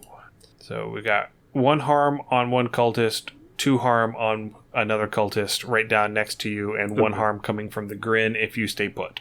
Okay, perfect. Let's see what these dice do. Oh, a 2 and a 2. Let us move to... Which cultist is hitting for 2? The one in D column. Okay, so yeah, I'm going to move to B5 and use my scythe for 1 damage on B4. Okay. Editor Ian here again. There was a rule that I missed that would have been really helpful throughout the game, but especially here at this point, where you can actually combine the results of your stamina die rolls into a single result. So in this particular case, with a 2 and a 2, James could have combined them together into a 4 to get a little bit more versatility out of him, rather than just acting on the 2 and then wasting the other 2. And that'll end my turn because I can't cast a spell otherwise. Yeah, so you manage to avoid getting hit by the Grin's ability. You take 1 harm from the cultist. Alright, so I'm down to 9 points. And you lose a Viscera. And 1 Viscera. I will toss... Do they pick or do I pick? It doesn't say, so it just says you lose 1. I'll lose a blood. Okay. So back to the Grin. The Grin rolls a 1, which is going to heal all enemies 1. So the cultist that you stabbed heals back. So he's going to move 1. I don't think he can move 1 because he's in difficult terrain, and he has to have 2 in order to move. Okay. So let's do the 2 cultists down below. So 1 and a 6. So the 1 is the one in front of you. Move 1, harm 1. And then the 6 is this guy. Move 2, harm 2. Okay. And the other 2 cultists, a 5 and a 3. Move 1, harm 2. Move 1, harm 1. He can't move through because it's the difficult terrain. No, with the difficult terrain, while in difficult terrain, their harm is reduced by 1, correct? Yes. So this cultist that entered in... Is doing 1 harm. Is doing 1 harm instead of 2. So these both are doing 1 harm right now. Okay, perfect. Right now, yes. Okay, I'm good with this. I think. I hope. We're going to find out. Roll on my d6. A 5 and a 3. Okay, I like this. Ooh, let's use the 3, and we're going to move to A5. Okay. And then I'm going to use the 5 to cast my Skelly Man. Now, you can use Viscera to power up your skeleton. Okay, how would I do that? So you can spend body or bone. Okay. For each body you spend, it gets +2 health. Okay. For each bone you spend, it gets +1 health and +1 damage. Let's use 2 bodies and 1 bone. Okay. So this is a beefy boy. Yeah. That gives him 7 health, and he deals 2 harm. I like it. And then I'm going to cast him here at Alpha 4, at A4, and he will attack B4. Okay. And so that cultist takes 2 harm. He deals 1 harm to your skeleton in return. And that brings us back around to the top of the order. Grin rolls a 3, which is, again, heal all enemies 1. So that one goes back to only having 1 harm. And he is move 1, harm 1. He is stuck where he's at. Okay. So the cultists that are down below, the one next to the skeleton rolls a 5, and the other one rolls a 4. So the other one... Actually, I think I'm doing it wrong. I think it's extra movement to move into difficult terrain. I don't know. Because I let you move out of difficult terrain without issue. Oh. Oops, I didn't realize I was in difficult terrain when I moved. Yeah, you started in difficult terrain. Oh, okay. But anyway, it's going to be... See, move 1, harm 2 for both of these guys. Yeah, they're both going to move down here on top of one another next to you to try and punch you in the face. Okay. And then the other 2 are both getting move 1, harm 1. So that cultist cannot continue on because he has to move into difficult terrain. Okay. And then the other cultist can't move because there's 2 bodies in front of him. Perfect. So, your roll. 2 and a 5. 2 and a 5. I'm going to use the 2 to move 1 here. No scythe. Okay. I'm going to use the 5 to drain 1 off of the wounded cultist. Okay. The Skelly Man is going to move to B4 and attack for 2 on the other. Okay. So that will put both of them at 2 harm. So they're both at 1 health remaining. Even with my drain? Yes, because you're draining the wounded one. So I'm draining the He had 1 because he healed 1 from the grin. Oh, then have the Skeleton Man drop the wounded one. I thought he only had 1 harm left. Yeah, because I did. No, I did 2. I did 2. He healed 1. Yeah. Okay. Oops. So yeah, have him drop the wounded one. Perfect. Okay. And then the other one is going to deal 2 harm to the Skelly Man. Poor Skelly Man. Yeah, poor Skelly Man. He only has 4 hit points left. Okay. So we got the Grin. Rolls a 4. All enemies get +1 harm this round. Okay. And he is... I'm actually going to have him back up into C1. Back up out of the difficult terrain. Because he can't reach you regardless. Okay. Right now. So the other cultist that is down with you is a 2, move 1, harm 1. He's going to sidle over and try and punch you in the back of the head. Okay. Then the other 2 cultists, a 5 and a 1, move 1, harm 2, and move 1, harm 1. The other cultist is going to... The 2 cultists are going to stack up on top of each other, trying to get through this difficult terrain and can't quite manage it. Actually, no, he can't because he has to have 2 movement to enter the difficult terrain. Never mind. Alright, 2 and a 2. Well, at least your skeleton gets to move and attack. Yeah. Gets to move 1, harm 2. So he gets to... He will drop that cultist. Yeah. So that cultist is dead. I will harvest 1 bone from 1, and then I still have to reap the other one when I get a chance. Yeah, when you get over next to him. Yeah. Alright. So the Grin is a 5. All enemies deal +1 harm this round. And then the 2 cultists, a 5 and a 1. They both move 1. Neither one of them gets to come after you. Alright, let's roll the 2. 4 and a 5. 4 and 5, I like it. So I'm going to move... Does my 5 give me 2 movement or just 1? Just 1. It gives you 2 harm. Okay, I'm going to move up 1, and then... Are you good? I would move across so that you can reap that body. Yeah, I'll move across. Yeah, that's... Yeah. And then the skeleton... Can move the same square with me. Yeah. Okay, so now I'm going to grab a body from that one, so I've got 3 bone, 1 body, and 1 blood. And that'll end my turn. Let me just double check and make sure that I'm doing difficult terrain correctly. Okay. Terrain. Difficult terrain. Oh, it does not actually stifle your ability to move through it. I am doing that entirely wrong. You do deal -1 harm, but you do not...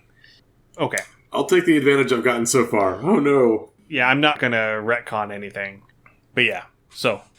As I was thinking, that just seems entirely too broken. Yeah. Okay, so start with the Grin. Grin gets a 1, so he heals everything 1. The things that are still alive haven't taken any harm, and so he's move 1. So he's going to move into that space. He's going to start coming... Actually, no, he's going to stay put because you are currently in his range. Because he's got range 2 and 3. Okay. And how much damage is he doing? 1. Okay. Alright, and so the cultists... A 5 and a 6. So this one got... move 1, harm 2, and this one got move 2, harm 2. So they are now both standing on top of each other. Okay. Right there. Perfect. Your rolls. Come on, D6s. A 1 and a 4. Alright, I'm going to take the 4, I'm going to move up, and I'm going to do my 1 damage, and my Skelly Man's going to move in the same square, and do 2 so we can drop 1 cultist. Okay. Is there one that's only dealing... They're both damage? dealing 2 damage, but it'll be reduced to Just 1 to damage 1. because they're in difficult terrain. Perfect. Okay. And then we're going to roll to see if the Grin targets you or your skeleton. On a 4, it targets you. So you take 1 harm from the Grin and 2 harm reduced to 1 from the cultist. So 2 damage total. Okay. So I'm down to 8. All right. So the Grin rolls a 2, heal everybody 1. That's a moot point. And then the Cultist rolls a 1, move 1, harm 1. So he's going to...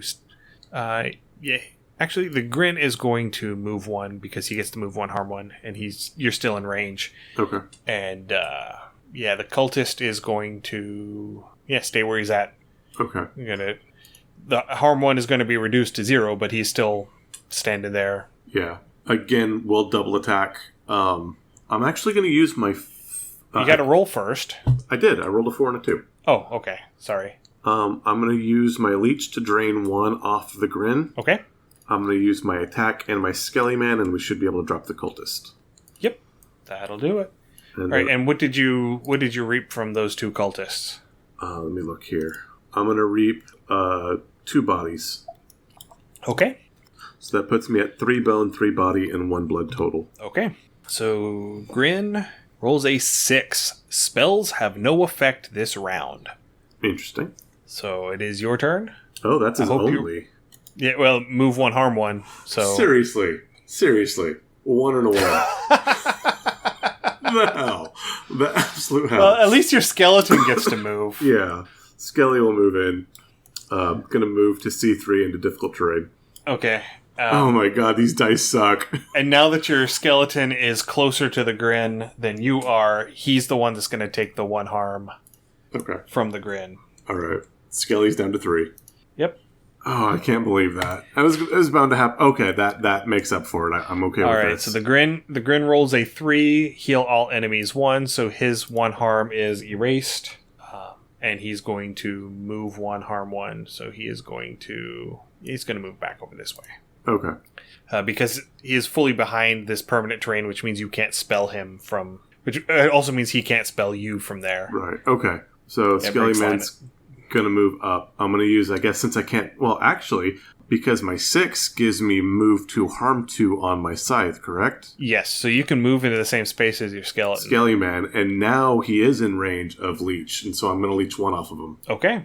And that takes reduced me to 9 by health. 1. Okay. Even off reduced the spell? by 1 because you're in... Reduced by 1 because you're in difficult terrain. Okay, I thought that was only for physical attack. No, it's all... Okay. All sources. So no harm. So, okay, I'm at 8. But now somebody's taking 1 harm because now... Oh, it's your skeleton. Your skeleton takes 1 harm for... because now you're in line of sight of the Grin. Okay, so Skelly's down to 2. Yep. Okay. Alright. Grin gets a 5. That is plus 1 harm this round. Okay. So he is going to tuck back in the corner and hope that you guys don't roll good to get to him. A 3 and a 5. Okay. So I can still only a move 1. Move 1 and move 1 for both of us, and then we can leech 1, so I'm going to go ahead and leech 1 off of him. Okay, and he is also going to deal 2 harm to you because he's got plus 1 harm this round. Actually, let's see. On a 4, yes. Okay. 4, he is targeting you. So that balances down, so I'm down to 7. Okay. On his turn, he gets a 5, which is plus 1 harm. And he's just going to stay put. Okay. A 1 and a 4. So my 4, I'm going to move forward and do 1 damage, and the Skellyman's going to come forward and do 2 damage. That's 2. That's 2 harm on a 4. Oh, okay. So I'm going to move 1 and do 2 harm, and the Skelly, so we're doing a total of 4 harm. Yep, and he has 5 health, so that kills him. Huzzah. All right. And I will reap from him 1 blood. Okay. 3 body, 3 bone, and 2 blood. Okay. So... Come on, Lysander. We've got some discussing to do. Yeah, you do. Okay, so the terrain. Permanent terrain is B2, C2, D2. So it's an altar. Okay. Sort of thing going on here. And then the difficult terrain is A3 through 5, B3 through 5, D3 through 5, E3 through 5. It's the pews. Okay. So you got an aisle going up to the altar with pews on either side. Okay, fair. Okay. And so we just have Lysander on this one. Does my Skelly Man come with me, or did he... He does not, because it's a new fight. New fight, okay. And then you start here at C5. It is 1v1. So, luckily, you are fighting Lysander and not Lysander Reborn, because you did this before you got to 3 total clocks. Huzzah. And you had 2 or more lore when you showed up, so you were able to disable his organ so he cannot summon things. That's also a huge help. That is a huge help. So, here we go. Can I summon some better dice? You can certainly try.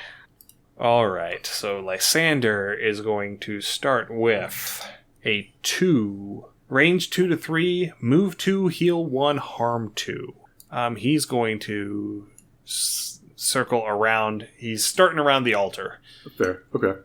I roll a 5 and a 4. Pretty good. I'm going to move forward 1, and then I'm going to dump all of my viscera. Dump all your body and all your bone into skeleton? Yeah. Yeah, so that is going to be 11 health and 4 damage. I summon Zombie Goliath. Alright, so he has 11 health and he deals 4 harm. And he gets to move 1. So he is in range of Lysander's ranged attack that he gets, but he only takes 1 harm from that. So, oh no, he only has 10 hit points left. Hey, he has as many as I do. He might live longer than me. I resummoned myself as a skeleton.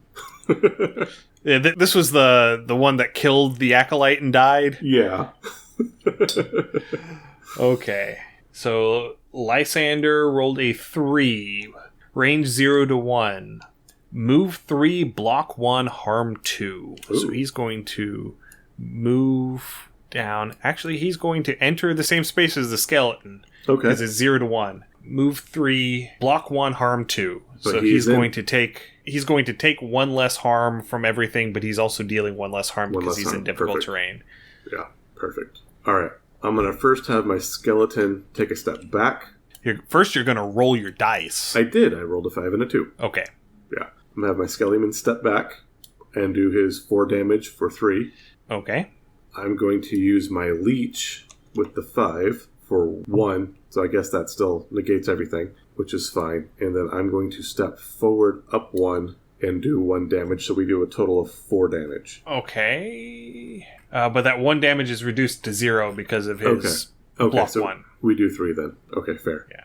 Real quick, before we do that, let me look at... So, on Leech, you can put blood into Leech. Okay. And drain an additional +1 per blood that you push into it. Okay, I will save that. Not recommending you doing that now because he has block 1 up today. Yeah. But keep that in mind because blood is the only viscera you have left. Okay. And he is going to deal 1 harm to 1, the skeleton. Okay. So Scaly Man takes 1 harm. Scaly's down to 8? He's down to 9. Down to 9. I thought he took 1 off the last turn. Yeah, he started with 11. Oh, okay. Damn, he had more health than me. That bastard. Okay. Okay. Lysander rolls a 2. Range 2 to 3, move 2, heal 1, harm 1. So he is going to move back up here. Okay. He's going to heal 1. And he is going to harm 1 to somebody in range. Ooh, nice. We're both going to move forward, and then I'm going to leech 2 off of him. Okay. Do you want to push the blood this time? Yeah, I'll go ahead and push 1 blood. That'll take me back to a full 10. Okay. So that will be... Are you using the 5 or the 6 for... The 6. The leech. 6 the for 6 leech? for leech, yeah. Okay, so that's 3 damage total. So for 5, he's taken 5 harm. Alright, and he is going to hit you. Okay. With harm 1. Okay. I am down to... Actually, you dealt 1 less because you're in difficult terrain. Okay. So he took 4 total, and I am down he's at 4 total. I'm down to 9 then. That still was enough to cap me off, so... Okay. Lysander rolls a 1. So it's again, move 2, heal 1, harm 1. He's running back around here. Actually, I think that's supposed to be the organ. I think he's running around behind the organ. I'm going to move this way, and the Skelly Man's going to move this way. You can't shoot him across the altar. Yes. You can't shoot him across permanent terrain. Oh, okay. Just so you know. Let me go this way, and the Skelly Man's going to go the other way then. But we're going to flank him. Otherwise, we're just going to run in circles. So I'll do that, and then I'll use the 6, because I rolled a 6, to drain 2. That comes down to 1, so I drain 1. So that puts me back to 10. Oh, yeah. You are still in difficult terrain, yeah. Yeah, and then he heals 1, so he nets 0 damage. He's already done that. Okay. He's already done that, yeah. All right. A 2. He's doing that again. All right. Actually, he's just going to stay put. And he's going to heal 1, heal 1, harm 1. Okay. 4 and a 2. So I'm going to move up 1, drain 1, and Skellyman's going to move 1, and that'll be our turn. Okay. So again, I'm at max health. And then he harmed 1. Yeah, and then he harmed 1, so I'm still at 9. Okay, so I'm back to 9. Yep. All right, so he rolls a 5, which gives him range 2 to 4, move 2, harm 1. So no heal on this one. Okay. He is going to move over to the end of the altar here, wait for you to round the corner. Okay. I roll a 4 and a 2. I'm actually gonna hold my action for him, and I'm gonna move the Skellyman over 1. But I should not be in line of sight because I'm on the other side of the organ, correct? I mean, you're just going to give up your turn if you don't move and do anything. I move the skeleton. Right. Well, he's going to attack whoever's closest, and if you move up 1, you will be equidistant, and so you'll have to roll for it. Okay. Yeah, let's go ahead and do that then. And you're going to leech him again? Yeah, I'll go ahead and leech him again as well for 1. So he's back up to 5, back down to 5 damage. All right, and he rolls a 5, so he's hitting you. Okay. For 2 harm. No, sorry, 1 harm. Okay, so 1 harm. I'm at 9 now, I believe. Yep, pretty much. Okay. All right, so he gets a 2. I got a 6 and a 5. So he heals 1, move 2, harm 1. He's gonna sidle over here. He knows that you're coming to get him, so that he's okay. So he's more concerned about you than the skeleton. Okay, I'm going to move 1. I'm going to drain 2. Okay. That puts me to max. Skellyman's going to move up and attack for 4. Whew. Yeah. He picked the wrong one. So I do a total of 6 damage. Yeah, and then he is going to deal 1 harm to you because the skeleton is actually too close for him to target with his ability. So I'm down to 8. He rolls a 5. Which again is move 2, harm 1, range 2 to 4. He's going to move towards you and get ready to throw whatever this is at the skeleton. Because he after that hit, he fancies his chances with you a little bit better. Fair. Skellyman moves 1. I hit for 1 with my 4. Okay.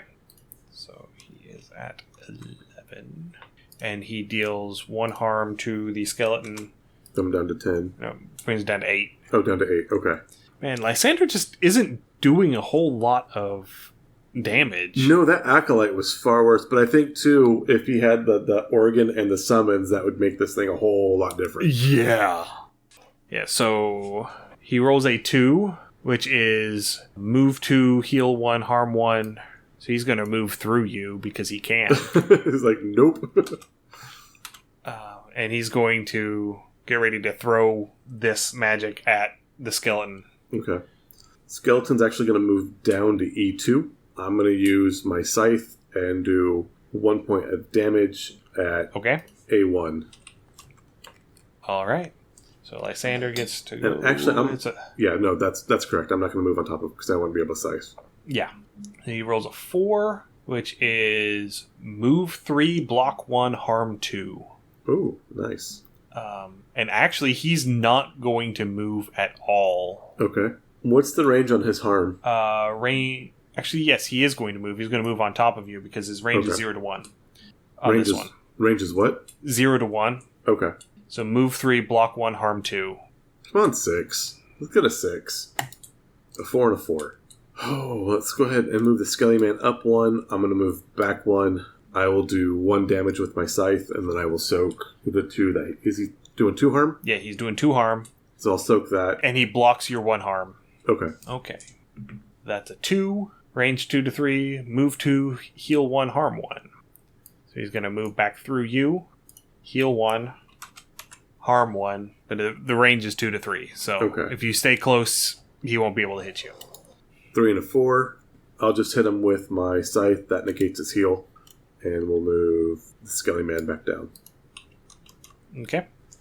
Rolls a 4. Move 3, block 1, harm 2. He's going to move back on top of you. Okay. So, harm 2, block 1. Harm 2, block 1. What's the range on that harm 2? 0 to 1. Okay. I'm going to move down 1. Checking my viscera. I'm out except for blood. So yeah, I'll just soak those 2 again. So I'm down to 6. And he blocks your 1. Yeah. And the skeleton is going to move. Skeleton's going to hold. No skeleton to hold. He's not going to move any closer? No. Okay. So Lysander rolls a 1. Move 2, heal 1, harm 1. So he's going to step right over here. He's got range 2 or 3, so. Okay. Oh, sweet Jesus. And the skeleton man's going to move up 1. Yeah, so double 1s means you're not doing anything. Nothing. I'm down to 4 health. Alright, so yeah, you take 1 harm. Yeah. Oh, I take 1 harm, then I'm down to 5 health. Yeah. Okay. Because you are closer than your skeleton right now. Okay, yeah. I thought he had 2 harm. No, it's heal 1, harm 1. Okay. The range was 2 to 3. Okay, gotcha. Yeah. Alright, so it's another 4, move 3, block 1, harm 2. He's moving back into your space. 2 and 5. So I'm actually going to move 1. Can I move? No, it doesn't matter. I'll move 1 and do 1 damage, and the skeleton's going to move down 1. Okay. Yeah, and that 1 harm is going to get blocked by his block 1. Yeah. And then you are going to take 2 harm. Okay, so now I'm down to 3.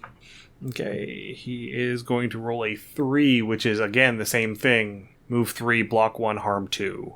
He's moving back on top of you, because that seems to be working real well for him. Yeah. 1 and a 5. At least with the 5, you have move 1, harm 2, so you're actually hitting him. Okay.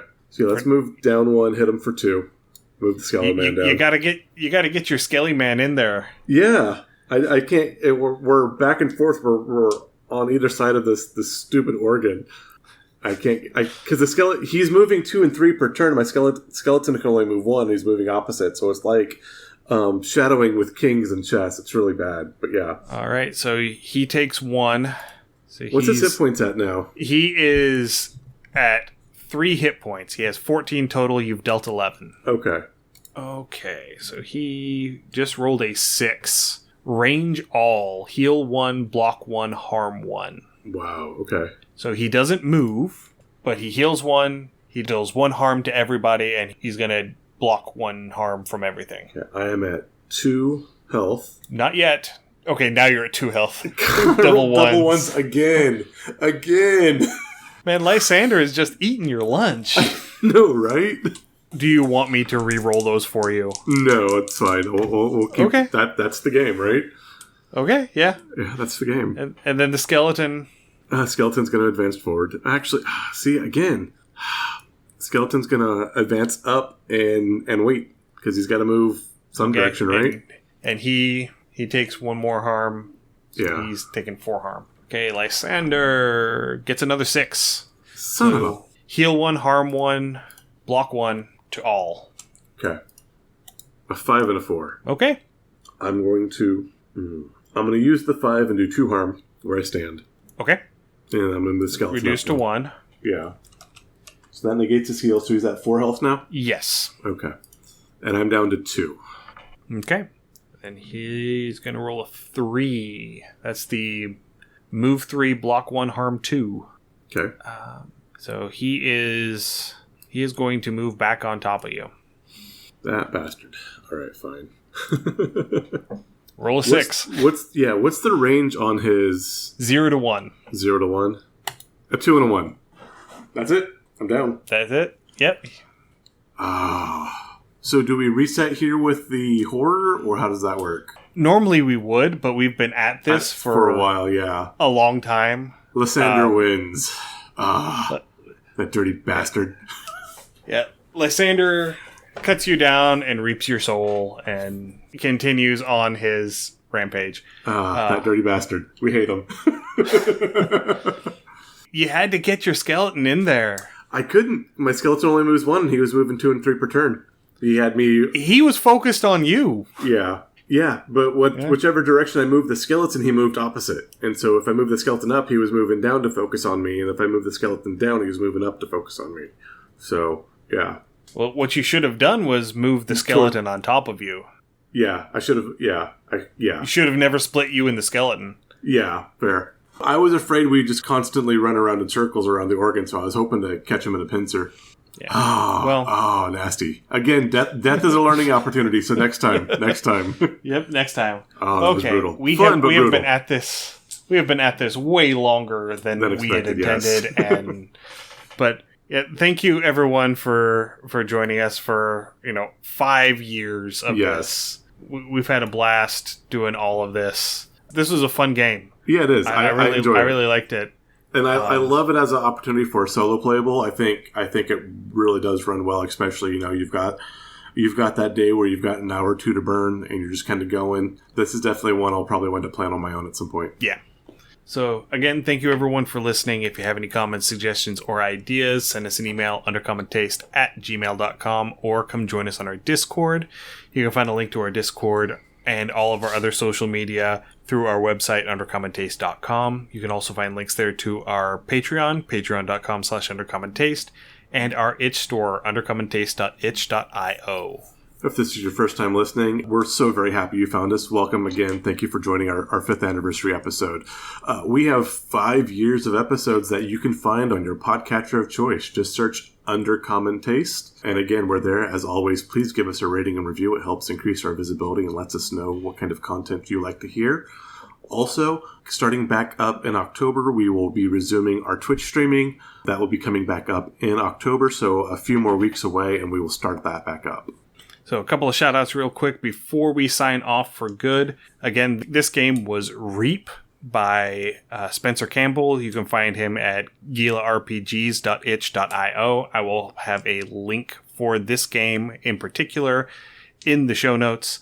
Another little bit, Danny Mendoza. He was the other player whenever we did our Lost Bay one-shot last year. He is a player in an upcoming Fabula Ultima actual play podcast. And because it was midnight when we were wrapping up recording, I didn't remember to include the name of the show. The name of the show is Olympus, and it is playing on the Streaming Rainbow YouTube channel. I say upcoming. It dropped yesterday. Oh, nice. They're going to be sharing an anniversary with us. It dropped on September 9th. So happy Tarrasquemas, everyone. Go check them out. We're going to leave a link for that in the show notes as well. Danny seems like good people. We had a blast having him on for that Lost Bay one-shot. That was a lot of fun. So go check them out. Stay safe, everyone. We will see you again in 2 weeks. Happy gaming. Thanks for joining us for another episode of Under Common Taste. Our theme song is Massacre Ann, written and performed by Mary Kroll and used with permission. You can find Mary online at marykroll.bandcamp.com or on Patreon at patreon.com/Dr. Mary C. Kroll. Our logo is by David Sutherland. You can find more of David's work on deviantart.com/David Sutherland or on instagram.com/Willex_73. We'll be back in 2 weeks, so stay safe and we'll see you then.